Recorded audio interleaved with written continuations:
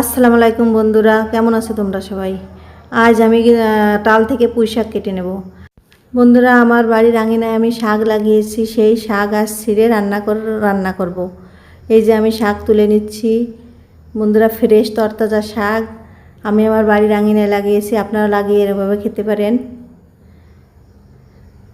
দেখুন বন্ধুরা, সার ওষুধ ছাড়া শাক, ফ্রেশ।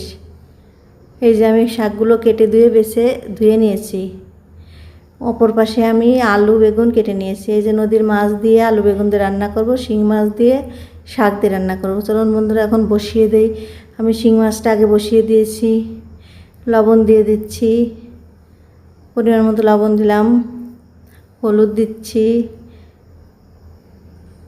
তারপরে আদা রসুন পেস্ট দিয়ে দিলাম। সব কিছু দিয়ে এখন তেল দিয়ে দেব। তেল দিয়ে এখন মাখিয়ে বসিয়ে দেব তরকারিটা। এই যে আমি পুঁই শাক দিয়ে শিং মাছ দিয়ে বসিয়ে দিলাম বন্ধুরা। এখন মেখে পানি দিয়ে দেব। এই যে আমার মেখে পানি দিয়ে দিচ্ছি। অপর চুলায় আমি আলু বেগুনের তরকারিটা রান্না করব। পরিমাণ মতো হলুদ মরিচ লবণ দিয়ে নিলাম। এই যে মশলা দিয়ে দিচ্ছি, আদা রসুন জিরে পেস্ট, তেল দিয়ে মাখিয়ে বসিয়ে দিচ্ছি এবার বন্ধুরা আলু বেগুন দিয়ে। দেখুন বন্ধুরা, আমার ভিডিওটা যদি আপনাদের ভালো লাগে লাইক কমেন্ট সাবস্ক্রাইব করে দিন। এই যে আমার তরকারি প্রায় হয়ে আসছে। এই যে শাকের তরকারিটা এপাশে দুই চুলায় আমি বসিয়ে দিছি তরকারি। এই যে আমার আলু বেগুনের তরকারিটা হয়ে গেছে, নামিয়ে নিচ্ছি। বন্ধুরা, খেতে খুবই মজা হয়েছিল তরকারিটা। এই যে আমার তরকারিটা দেখুন হয়ে গেছে।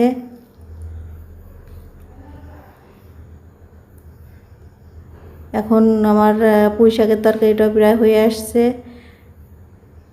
দেখুন বন্ধুরা, শাকগুলো কি নরম হয়ে গেছে। এই যে হয়ে গেছে, নামিয়ে নিচ্ছি পুঁই শাকের তরকারিটা। বন্ধুরা, আমার ভিডিওটা দেখার জন্য আপনাদের সবাইকে ধন্যবাদ। এই দেখুন বন্ধুরা, খেতে অনেক মজা হয়েছিল। এই যে আমার তরকারিটা।